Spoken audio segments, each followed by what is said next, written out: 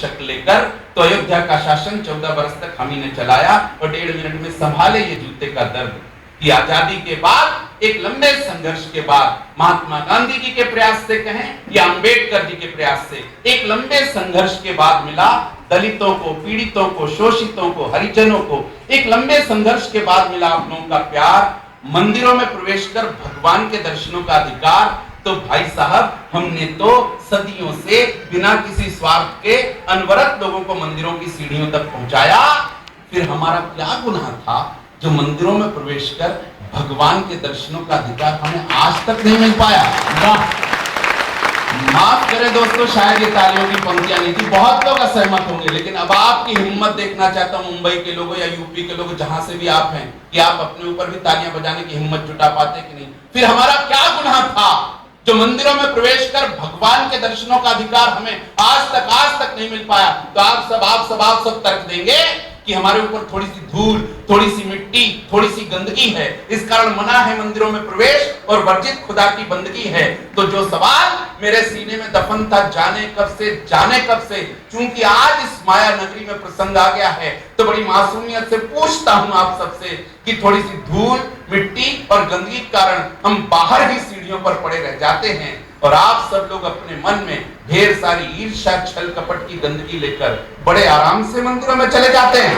वाह वाह वाह, बहुत अच्छे, बहुत बढ़िया, वाह, शानदार पंक्ति है, वाह। और मेरे दोस्तों, प्रतिकृत हुआ अगली 4 पंक्तियों में व्यंग, वेदना, करुणा, ठाका, चारों चीज एक साथ आ जाए तो प्यार मिले इस छोटी सी कलम को। जितना अच्छा आप लोग सुन रहे हैं, व्यंग को पकड़ रहे हैं, हो सकता है चौथी पंक्ति मेरी जुबान पे रह जाए, तीसरी पंक्ति से तालियों ठाकों का महोत्सव हो जाए। मुझे पूरा भरोसा है कि आप सब लोग अपने मन में ढेर सारी ईर्ष्या, छल कपट की गंदगी लेकर बड़े आराम से मंदिरों में चले जाते हैं। इस बात का नहीं हमें कोई गिला कि हमें इस जमाने से क्या मिला क्या नहीं मिला।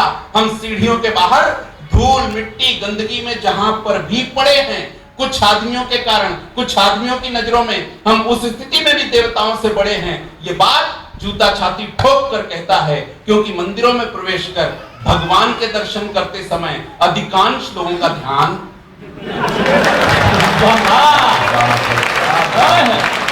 कमाल है, आप लोग को मतलब कमाल है।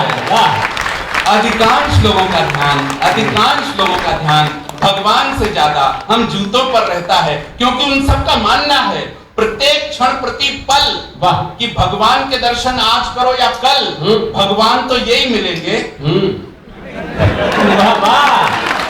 ये लाए आपने लिखी है क्या कविता?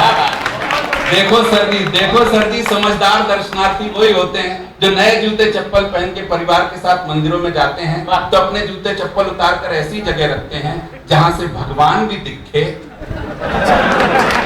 आप सब अनुभवी लोग हैं।